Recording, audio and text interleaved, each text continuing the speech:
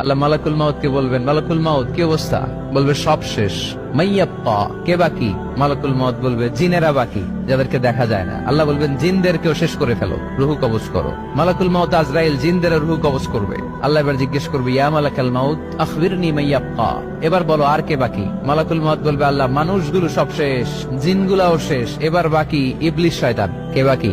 ইবলিশরেও শেষ করো, ইবলিশও শেষ। আল্লাহ আবার জিজ্ঞেস করবেন, ইয়া মালাকাল মাউতি মাইয়াব্বা, আর কে বেঁচে আছে বলো?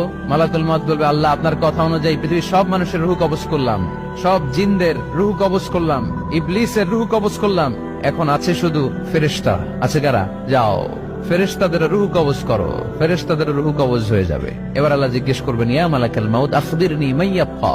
মালাকুল মাউত বলবে, আল্লাহ আপনার কথা মতো ধরে ধরে সব শেষ, ফেরেশতাও শেষ, 4 জন ছাড়া। কয়জন ছাড়া? জোরে বলেন, কয়জন ছাড়া? ইসরাফিল, জিব্রাইল, মিকাইল, আজরা